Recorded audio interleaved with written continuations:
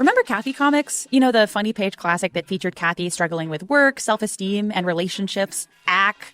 My name's Jamie Loftus, host of Lolita Podcast and My Year in Mensa, and I wanted to take a look back at Kathy Geisweid's day-to-day chronicle of American womanhood starting back in the 70s. And yes, I'll be speaking with Kathy herself. So listen to Ackcast by Jamie Loftus, that's AACKCAST, on the iHeartRadio app, Apple Podcasts, or wherever you get your podcasts. It's Willie D. Thanks, Mob. Here to share some new info about our new podcast, Ghetto Boys Reloaded. Each and every week, we bring to you episodes featuring some of the most iconic figures in hip-hop, politics, entertainment, and more. You don't want to miss it. Each and every Monday, listen to the Ghetto Boys Reloaded podcast on the Black Effect Podcast Network, the iHeartRadio app, Apple Podcast, or wherever you listen to podcasts.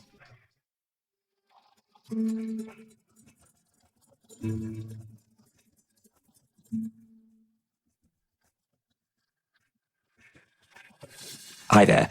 We have some exciting news to share. Forgotten Women of Juarez is now available in Spanish, wherever you get your podcasts. Solo busca Olvidadas, las muertas de Juárez. En honor de las familias, los activistas y todos los que luchan por justicia en Juárez y alrededor del mundo, aquí les presentamos este primer episodio en español.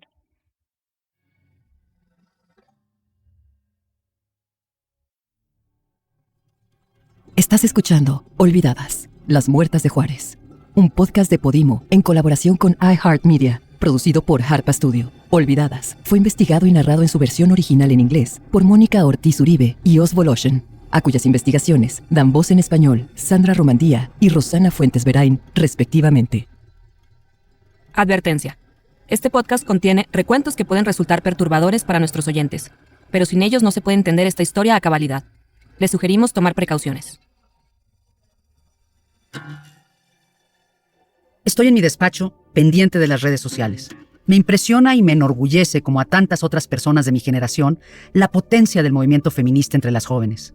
La misoginia, el machismo, la violencia de género, la discriminación, el acoso, todas las herencias del patriarcado siguen acendradas en nuestra cultura.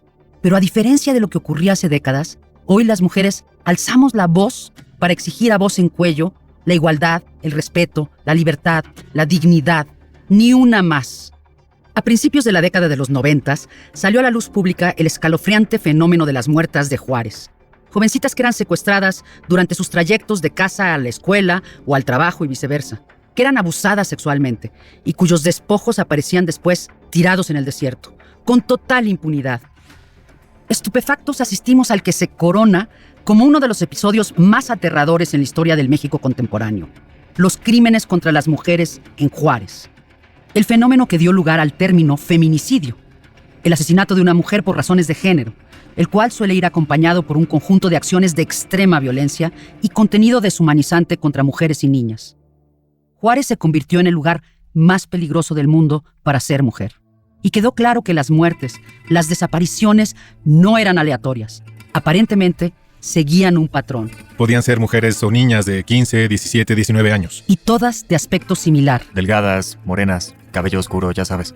Lo que nos hace pensar que las escogían. Todas de familias pobres. Todas de barrios marginados. Tenían la misma clase de trabajo. Eran mujeres jóvenes, estudiantes y trabajadoras de la maquila, de clase humilde. Se desplazaban diariamente en transporte público, solas, y cruzaban el centro de Juárez. Y nunca volvían a verlas, al menos no con vida. Esa fuerza que tanto admiro en el movimiento feminista de las jóvenes de hoy tiene su origen en la forma tan lapidaria en que la opinión pública, la ciudadanía, condenó los crímenes que desde entonces sumieron a Ciudad Juárez en la oscuridad absoluta. Por esa razón, me pareció imprescindible llegar al fondo de este fenómeno, que a más de 20 años de haber salido a la luz, sigue sin resolverse.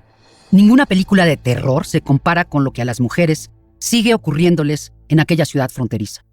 Decidí, por lo tanto, emprender un viaje como ningún otro, un viaje a la entraña del monstruo, un viaje al origen de estos crímenes y el misterio que hasta la fecha, y lo digo llena de indignación, sigue sin resolverse.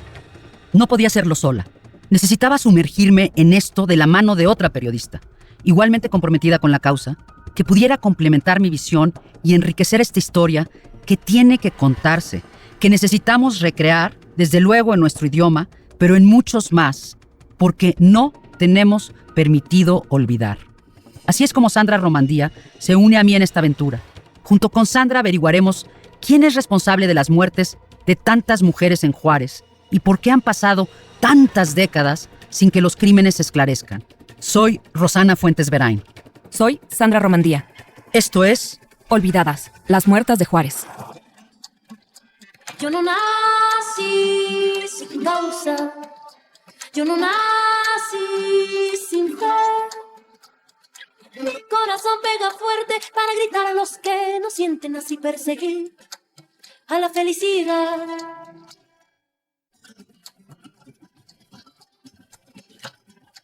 Para entender la situación de Ciudad Juárez, es fundamental tomar en cuenta a su ciudad gemela, El Paso, Texas, a solo unos minutos a pie del otro lado de la frontera. El Paso es una ciudad de cientos de miles de personas en medio del desierto, rodeada de montañas. Desde ahí, justo al otro lado del lecho seco del río Bravo, separada por una reja de metal de 6 metros de altura, se encuentra Ciudad Juárez. A medida que avanzas por la carretera que sale del Paso, la barrera va convirtiéndose en un borrón de metal oxidado. Pero, si te detienes a observar, es posible ver a través del alambre de púas. En Juárez hay una catedral originalmente construida por los colonialistas españoles. Está también el Kentucky Club, un bar que se jacta de haber inventado las margaritas y cuyo nombre se remonta a la destilación y el contrabando de whisky en los tiempos de la ley seca. Hay murales enormes y muy coloridos que celebran a leyendas tan grandes como el cantante Juan Gabriel. Y tomando en cuenta todo lo que leemos sobre la violencia del cártel de Juárez, la verdad es que el paisaje desértico nos sorprende con su cruda belleza. Juárez es caótica y está llena de vida. Es una ciudad de más de 1 millón de personas, una ciudad de sueños. La gente llega a Juárez con la ilusión de tener acceso a una mejor educación y luego encontrar trabajo. En lo personal, yo quería saber más de cómo era la vida en esa decisión y conocer la historia de las jóvenes que desde los años 90 han aparecido asesinadas en el desierto. Al principio, las autoridades sostenían que los asesinatos eran aleatorios y que no había conexión entre ellos. Pero luego, en 1995, hallaron la primera fosa común, en un lugar llamado Lote Bravo. Los cuerpos de 9 mujeres fueron descubiertos en esta parcela abandonada, no muy lejos del aeropuerto. Sus restos estaban esparcidos como si el asesino no hubiera hecho siquiera el esfuerzo de esconderlos. Algunas de las víctimas tenían las manos atadas con agujetas, a otras les habían cercenado el seno izquierdo, y una tenía una herida en forma de triángulo en la espalda. ¿Quién era capaz de algo así? Las especulaciones iban de un culto satánico a un asesino serial. Luego, en 1996, salió a la luz otra fosa común. Y luego otra y otra. La más reciente data de 2012. Estos crímenes conmocionaron a los habitantes de ambas ciudades, lo que puso de manifiesto el poder que tiene una frontera para determinar el destino de una persona. Le envié a Sandra un correo para preguntarle si quería colaborar conmigo en la recreación de esta historia, y su respuesta fue desgarradora. Al principio estaba renuente, porque es imposible ser mujer en este país sin que te arda el vientre de dolor por tantas pérdidas, sin sentir empatía por las víctimas, sin llenarse de rabia por la impunidad y la ineptitud con que se han tratado estos crímenes. Pero me parece que como mexicanas, como periodistas, tenemos la obligación de honrar a las mujeres a quienes con tantísima crueldad les arrebataron la vida. No podemos olvidarlas. Tenemos que saber qué ocurre, por qué y quién tiene las manos llenas de tanta sangre. Estuvieron en el lugar y la hora equivocados en un país que estará en deuda eterna con su memoria, con sus familias dolientes y con todos aquellos que siguen involucrados en una causa que a nadie en este país deja indiferente. El Juárez de mi juventud no es el Juárez de hoy. Hay que pensarlo 2 veces antes de ir. Las víctimas son mujeres, incluso a las que yo me parezco. Las jovencitas asesinadas en los 90 hoy podrían tener mi edad. Pero, a diferencia de mí, enfrentaron una realidad horrible. La frontera entre El Paso y Ciudad Juárez se militariza cada vez más, pero entre ambas ciudades no deja de haber contacto y cruces. Año con año, millones de personas cruzan de un lado a otro por medio de los 3 puentes que las conectan. Debido a esto, los asesinatos de mujeres en Juárez no tardaron en llegar a oídos del FBI en El Paso.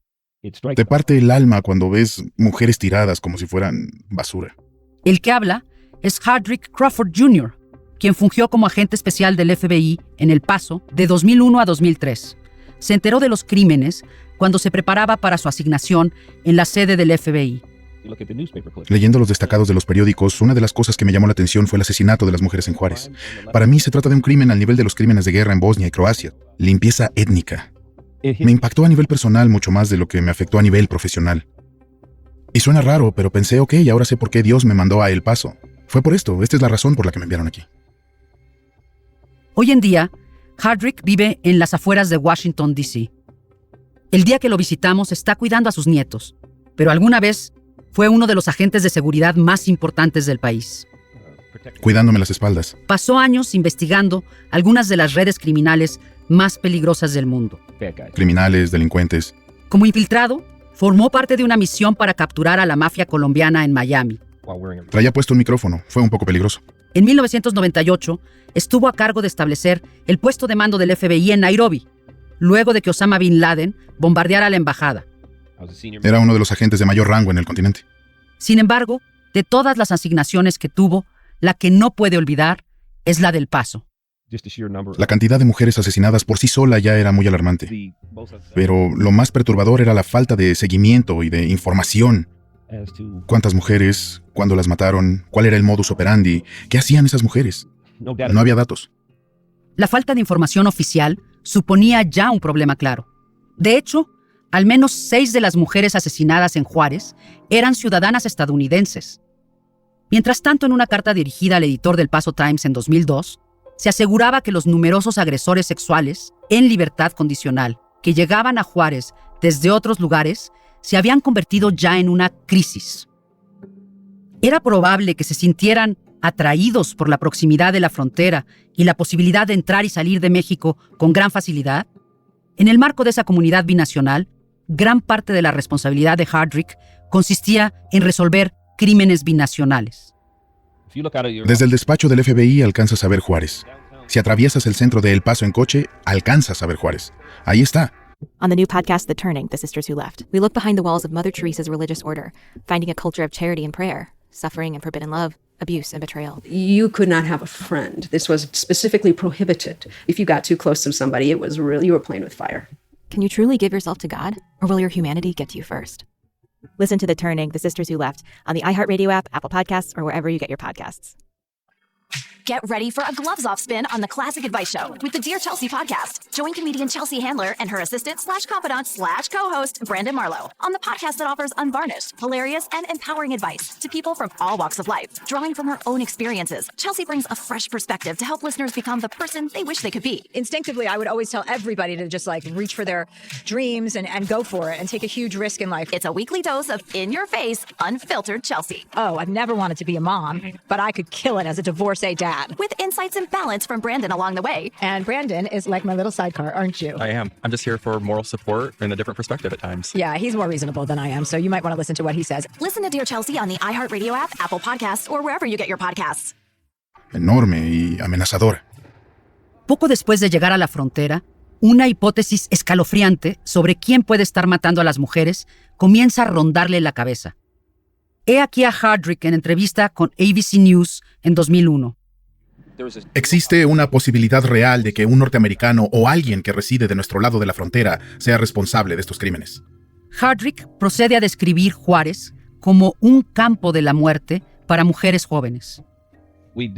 Discutimos la posibilidad de que resultaría sencillo para un depredador afincado en El Paso cruzar la frontera todos los días, perpetrar un crimen terrible y luego volver a El Paso sin que nadie se enterara. Si alguna vez has ido a Juárez, deshacerte de un cadáver es algo realmente sencillo. No hay que hacer hoyos en tierra firme, solo cavar en la arena. Juárez está rodeado de desierto, la policía está rebasada y puedes llegar caminando desde El Paso en cuestión de minutos. Hardrick tenía en mente todo esto cuando ideó la hipótesis de que aquello era suelo fértil para un asesino en serie estadounidense. Pero eso no era todo. Juárez es una ciudad de migrantes. A esta metrópoli industrial llegaban las jovencitas y sus familias, provenientes de zonas rurales del país, atraídas por las numerosas fábricas o maquiladoras, y no siempre tenían quien velara por ellas. Era la tormenta perfecta. Tienes mujeres que vienen del sur de México, desesperadas por ayudar a sus familias, que llegan a trabajar en las maquiladoras. Están solas. Si eres un asesino en serie, tendrías que ser un imbécil para no darte cuenta. O un psicópata para no entender. Son antílopes en un pozo de agua. ¡Qué oportunidad más increíble para un asesino en serie! Una vez que pones la mira en Juárez y El Paso, no puedes quitar el dedo del renglón. Diana Valdés estaba escribiendo al respecto. Ningún reportero ha profundizado más en esta historia que Diana Washington Valdés, quien escribió el libro definitivo sobre el tema, Cosecha de Mujeres, Safari en el Desierto Mexicano. Y se dio cuenta de algo que Hardrick Crawford también notó sobre la forma en que el asesino elegía a sus víctimas. Diana nos da su testimonio. Al principio, no pensé en el peligro, quizás intencionalmente, porque de haberme concentrado en los riesgos, en automático habría levantado una barrera que me hubiera impedido echar adelante. Para mí era normal estar en Juárez a las 11, 12 de la noche para entrevistar a ciertos oficiales de policía que terminaban su turno y habían accedido a contarme confidencialmente lo que sabían. Entonces, Sandra, si le preguntas a alguien de la localidad sobre estos crímenes, el nombre que mencionan es el de Washington Valdez, el de Diana Washington Valdez. ¿Quién es ella, Diana, al igual que yo, es reportera. Nació en México, pero su familia se mudó a El Paso cuando ella tenía 3 años y la criaron ahí. Desde hace muchos años, Diana es una de las periodistas clave del Paso Times. En paralelo a sus contribuciones regulares al periódico, Diana decidió investigar la historia de las mujeres asesinadas en Juárez. ¿Y cómo es Diana? Es una cabrona, capaz de intimidar a cualquiera. Pero a ella le da risa que una se sienta intimidada. Pienso que parte de lo que también le permitió reportear en Juárez fue la severidad de su apariencia, la disciplina que proviene del entrenamiento militar. ¿Qué hizo Diana en el ejército? Diana sirvió en el ejército y luego en la Guardia Nacional durante 20 años. Cuenta que cuando estaba en las calles, por ejemplo, reporteando sobre los feminicidios en Juárez, su entrenamiento se imponía y le ayudaba a hacer a un lado sus emociones y concentrarse en su objetivo. Y así ignorar el miedo. Así que hablamos con Diana, quien conversó con nosotras desde su casa en El Paso, al pie de la Sierra de los Mansos, a cierta distancia, al norte de la frontera con Ciudad Juárez. Diana nos recibe con una generosidad y una calidez que se contraponen con su aparente dureza. Hablamos con ella para averiguar cómo se relacionaban sus hallazgos sobre las conexiones entre las víctimas con el posible perpetrador de los crímenes. Mientras nos preparábamos para hablar con ella, sentí curiosidad por saber qué había provocado que Diana conectara tan íntimamente con esta historia. Yo pude haber sido una de las víctimas cuando era joven. Por mi aspecto, el pelo largo y la forma en que caminaba inocentemente por Juárez cuando tenía 18 o 19 años. Son mis compatriotas. Soy parte de ellas. Son parte de mí. Jamás en la vida pude haberme imaginado escribir sobre adolescentes brutalmente asesinadas y cuyos homicidios siguen impunes. Siendo que todo esto pudo evitarse. Nunca pude imaginármelo. Jamás así. Como reportera del Paso Times, Diana comenzó a detectar un patrón entre las jóvenes que desaparecían y luego aparecían muertas. Vivíamos la era dorada del periodismo local, y ella contaba con la plataforma necesaria para brindar algo de claridad a estos asesinatos, sin resolver, y para tratar de evitar que siguieran ocurriendo. Pero primero tenía que entender exactamente qué era lo que estaba pasando. No paraban los reportes sobre X número de cuerpos hallados, otra mujer asesinada, mutilada, crímenes espantosos. Ese nivel de brutalidad era algo que jamás se había visto en ambos lados de la frontera. Lo que leía en la prensa mexicana no explicaba quién mataba a las mujeres, ni por qué. Así que me involucré en la investigación de los asesinatos. ¿Qué te hizo pensar por primera vez que había un vínculo entre los asesinatos, que no eran hechos aislados? El hecho de que abandonaran varios cuerpos en lugares específicos, en lugares donde se les podía encontrar con facilidad. Se trataba de algo nunca antes visto. A veces nos enfrentamos con lo que yo llamo una muerte múltiple, porque descubríamos una víctima que, por ejemplo, había sido estrangulada, apuñalada y baleada. También estaban las estrangulaciones que, según los forenses de Juárez, habían sido infligidas para producirle placer sexual al perpetrador. A las mujeres las asfixiaban a propósito para obtener placer sexual. Parecía que al asesino no le bastaba con quitarles la vida. Todo indicaba que la intención era deshumanizarlas por completo en el proceso. ¿Quién querría hacer esto? ¿Y por qué? A veces daba la impresión de que querían burlarse de los investigadores, dejando descaradamente su marca personal en la escena del crimen. Sí, los símbolos que encontraban las autoridades en algunas de las víctimas eran muy intrigantes y apuntaban a un posible asesino serial. Sabemos que los asesinos seriales tienen sus propios rituales relacionados con la forma en que matan a sus víctimas, la forma en que acomodan los cuerpos y los trofeos que pueden obtener de ellos. En muchos casos, estas heridas en forma de triángulo fueron halladas en la espalda de las víctimas. Era aterrador para la gente, la familia, porque miraban el cuerpo y decían, no solo la mataron, hay algo más aquí que da todavía más pavor. ¿Llegaste a descubrir qué era ese algo más? No, solo eran especulaciones que apuntaban a que las marcas podrían indicar las iniciales del perpetrador o trazar una especie de mapa, ¿no? ¿Un mapa? Un mapa. ¿De qué? Un mapa del crimen. ¿Un mapa geográfico? Un mapa geográfico. Eso es todo lo que pude inferir a partir de la información que me fue otorgada. ¿De verdad podría ser real? ¿Un mapa del crimen sobre los cuerpos de las víctimas? De ser así, ¿a dónde llevaría ese mapa? Bueno, al margen de todas las responsabilidades que le asignaban sus editores en El Paso, esas eran las preguntas que llevaban a Diana a Juárez todas las noches, los fines de semana e incluso durante sus vacaciones. Por experiencia, sé que siempre hay alguien que sabe algo.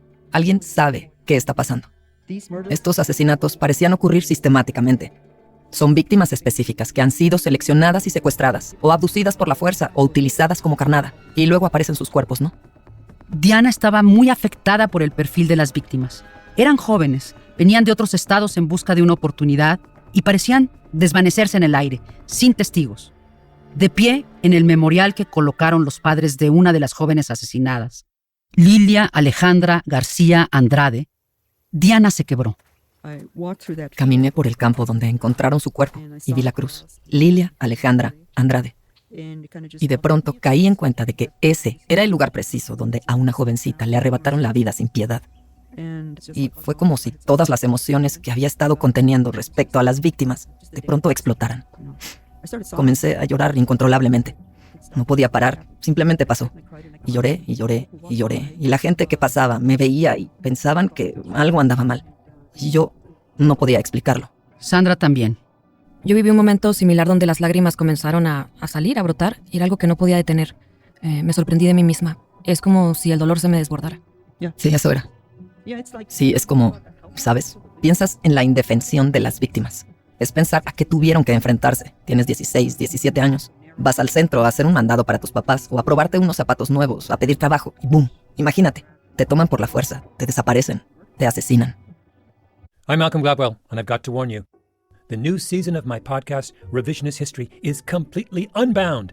We're finally out of the house. And now that we've got the chance, we're going into the streets and even under the sea. All in the name of continuing this journey through the overlooked and misunderstood. Our episodes take on autonomous cars, dirty laundry, college rankings, and fairy tales. In quarantine, I finally watched The Little Mermaid, and I was shocked. It's rife with moral conundrums. Can it be saved?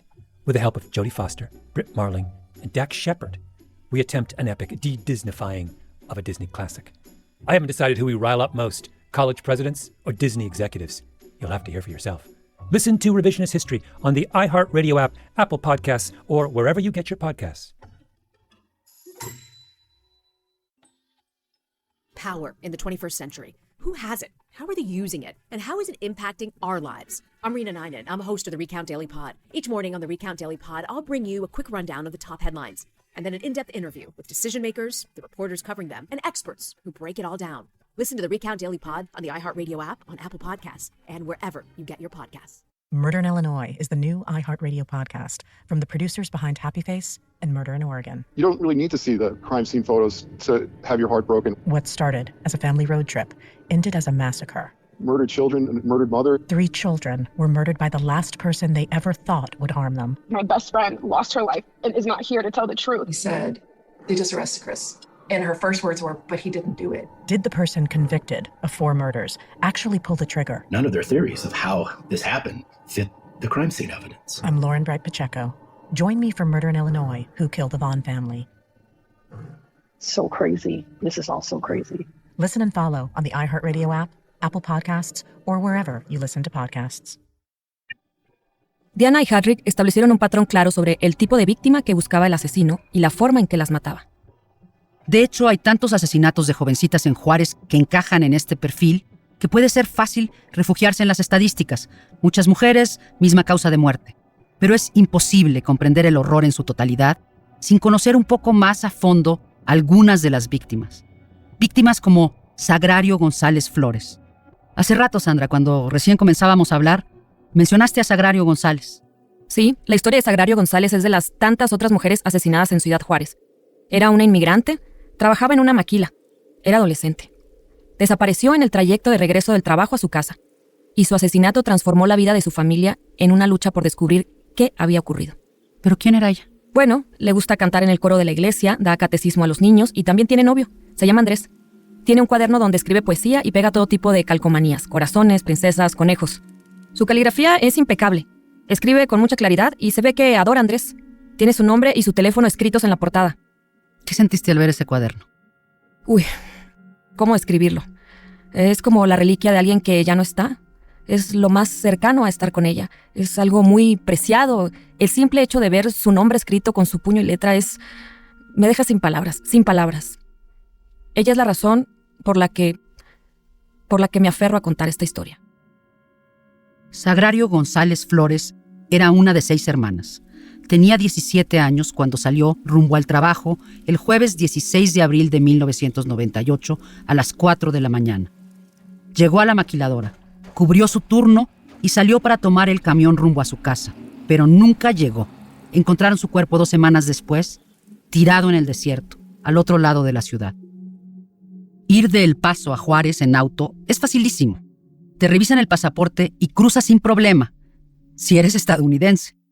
Por eso tiene sentido lo que dijo Hardrick, de que sería facilísimo para un estadounidense ir y venir. La zona de Juárez más cercana al puente que conecta con Estados Unidos está llena de restaurantes con fachadas descuidadas que datan de los años 50. Hay una franja con bares y clubes nocturnos y espectaculares en inglés que promueven servicios de odontología cosmética. Pero a medida que avanzas en dirección al oeste, hacia la casa de la familia Flores, las calles pavimentadas van quedando atrás y dan paso a los caminos de terracería y la infraestructura urbana se convierte en desierto. La familia Flores vive en una colonia llamada Lomas de Poleo. Es una de las comunidades mexicanas que no está separada de Estados Unidos por el Río Grande. El Río Grande viaja hacia el sur de Nuevo México y luego da un giro brusco hacia el este cuando llega a la línea de Texas y se convierte en la línea divisoria entre los Estados Unidos y México. Al oeste de ese giro brusco, todo lo que separa a México de Estados Unidos es desierto. Lo único que divide ambos países es una serie de barreras artificiales que se vuelven cada vez más intimidantes. Lomas de Poleo es una comunidad de paracaidistas fundada por familias que emigraron desde otras partes de México. La mayoría llegó a Juárez para trabajar en las maquiladoras. Nos adentramos en Lomas de Poleo. Pasamos casa por casa, cada una construida con distintos materiales. Pocas calles tienen señalización y no hay alumbrado público. La casa de Paula es una de las más grandes del vecindario y tiene un patio de tierra cerrado donde podemos estacionarnos. Al entrar, nos reciben con mucha calidez, no solo los perros y los nietos, sino también la propia Paula. Mi nombre es Paula Flores Bonilla y estamos en mi casa, que es la de ustedes, aquí en Lomas de Poleo. Paula lleva a cuestas una cascada de espeso cabello negro que le llega prácticamente a la cintura, y su atuendo es muy femenino. Camina erguida, con orgullo. Sus hombros están echados hacia atrás y lleva la cabeza muy en alto. Paula es el núcleo de su casa. Sin lugar a dudas, es la matriarca de la familia. Bueno, nosotros venimos del estado de Durango, del Salto de Pueblo Nuevo Durango. Llegamos en el 95. Mi esposo trabajó siempre en el monte. Él era motosierrista. Es ir al monte y tumbar pinos. Es en lo que trabaja la mayoría de la gente. Aquí vivía ya una cuñada mía y ella fue la que nos invitó diciendo que aquí había mucho trabajo.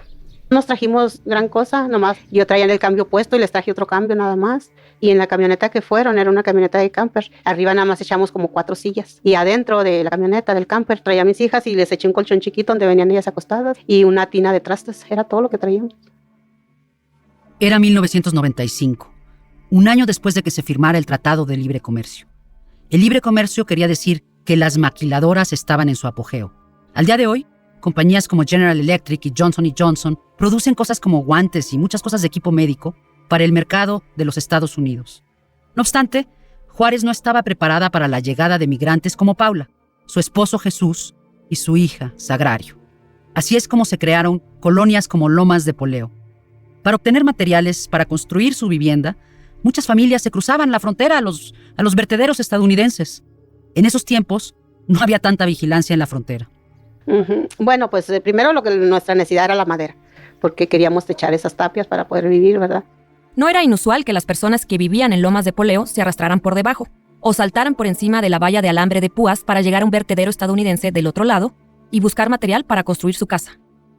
Fueron varias veces que nos acompañó. Una de las veces que nos acompañó Sagrario fue que en el mes de diciembre.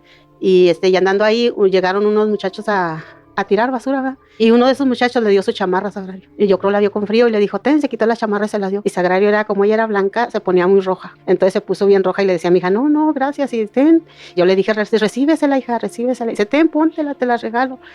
Esa vez fue eso que a mí se me quedó siempre grabado. Pese a que tuvieron que construir su propio techo, la familia Flores encontró aquello que había venido a buscar: trabajo. Jesús y 4 de sus hijos, Sagrario incluida, trabajaban de noche en una fábrica que producía partes de refrigerador. Iban y venían del trabajo todos juntos. Luego, En la maquiladora se dieron cuenta de que Sagrario era menor de edad. Tenía 17. Le dijeron que si quería seguir trabajando, tenía que pasarse al turno de la mañana. Y si aceptaba, tendría que despertarse antes del amanecer y hacer 2 horas de camino en camión para llegar al trabajo. Cuando le hicieron el cambio, yo a ella le comentaba que en lugar de aceptar ese cambio que se esperara, pues finalmente pues fue en abril, le digo. Abril, mayo, junio, en julio ella, el 31 de julio ella cumplía los 18 años. Así que todos los días, Sagrario se despertaba a las 3 de la mañana. Ponía los pies descalzos sobre un retazo de alfombra que pusieron sobre el piso de tierra de la casa. Junto a la cama había una silla con su ropa doblada y 20 pesos. El pasaje de ida y vuelta al trabajo. Mi hijo Chuy iba y la dejaba a la ruta 10 y ya en el centro tomaba otra al trabajo. Cuando ya la cambian de turno, ya firman ahí un seguro como que dejan de beneficiarios en caso de que pase algo. Y yo recuerdo que esa vez que ella llegó con esos papeles de la maquila, me dijo, me van a dar seguro de vida en la maquila. Dijo, y todavía jugando me dijo, que a mí me pasa algo, mami. Dice, le van a dar un feriolón a usted. Y le dije, ay, no andes diciendo eso, hija. Le dije, ¿por qué me dices eso? Sí, mami, si a mí me pasa algo, a usted le van a dar un feriolón en la maquila. Y eso siempre se me quedó muy presente de ella, que no sé si mi inocente presentía que le fuera a pasar algo, no sé. La familia Flores se mudó a Juárez el mismo año en que la primera fosa común fue descubierta. Su esposo Jesús se mudó primero con su hijo Chuy, antes que el resto de la familia. Jesús le mandaba cartas a Durango, animando a Paula y a sus hijas a que los alcanzaran. Paula nos las leyó en voz alta. Quiero, mi Paula, después de saludarte, te digo lo siguiente. Mi amor, fíjate que llegamos, que agarramos trabajo. Yo le decía a él que cómo era la colonia, que sí estaba tranquila, porque yo oía que acá en Juárez había muchos cholos. Todo y lo dijo, no está tranquila, es una colonia nueva, dijo. Dice, toda la gente está empezando apenas. Le dije yo, oye, pero dicen que allá matan a las mujeres, ¿verdad? Matan a las niñas. Y le decía yo, pero es que nosotros llevamos muchas, porque mis hijas son 6. Y dijo él, no hay ningún peligro. Y a los 3 años de haber llegado con grandes sueños de un futuro mejor, las peores pesadillas de Paula se habían hecho realidad. Sagrario había sido brutalmente asesinada. La gente a menudo me pregunta cuál es la historia más difícil que me ha tocado cubrir, y mi respuesta siempre es la misma. Las mujeres desaparecidas y asesinadas en Ciudad Juárez. He vuelto a ella muchas veces. Durante una protesta que se llevó a cabo afuera de un juzgado en Juárez, había una niña de no más de 7 u 8 años que cantaba una canción llamada Derecho de Nacimiento. Lo hacía en memoria de las mujeres asesinadas, mujeres como Sagrario González Flores, Lilia Alejandra Andrade y Guadalupe Pérez Montes.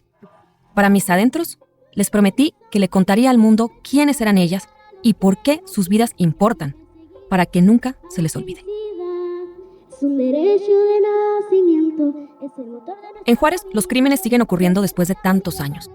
Tanto así que esta forma extrema de violencia contra las mujeres adquirió un nombre propio: feminicidio. Y los crímenes han sido tremendamente difíciles de resolver. Los testigos rara vez se presentan, la evidencia desaparece, la policía está rebasada. Luego, en 2001, surgió un caso que tenía todo para ser resuelto y descubrir quién estaba detrás de los asesinatos. Se los contaremos en nuestro próximo episodio. Soy Rosana Fuentes Verain. Y yo soy Sandra Romandía. Hasta la próxima. Yo no nací sin causa. Yo no nací sin fe. Mi corazón pega fuerte para gritar a los que no sienten, así perseguir a la felicidad.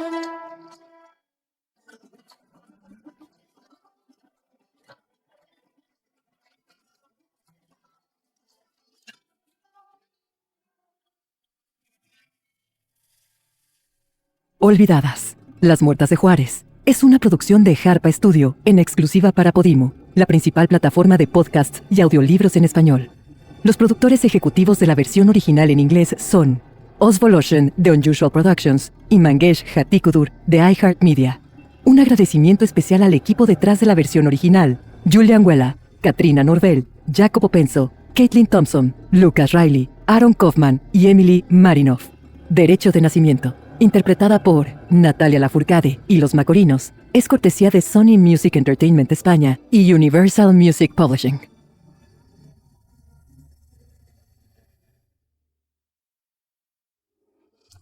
From the Dan Patrick Podcast Network, iHeartRadio, Joy Road Entertainment, Workhouse Media, and Sugar 23 comes a new podcast, Westward. Hi, I'm Jerry West, longtime basketball player, longtime executive. Very proud of my association with Los Angeles Lakers for numerous years. And now I'm with the Los Angeles Clippers working for Steve Ballmer, who hopes to change the landscape of basketball in Los Angeles.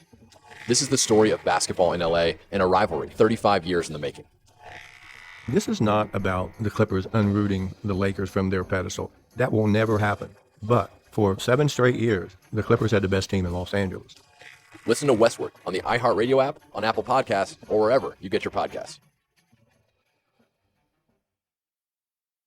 Get ready for a gloves-off spin on the Classic Advice Show with the Dear Chelsea podcast. Comedian Chelsea Handler and her assistant/confidant/co-host Brandon Marlowe lead the podcast that offers unvarnished, hilarious, and empowering advice to people from all walks of life. Instinctively, I would always tell everybody to just like reach for their dreams and go for it and take a huge risk in life. Listen to Dear Chelsea on the iHeartRadio app, Apple Podcasts, or wherever you get your podcasts.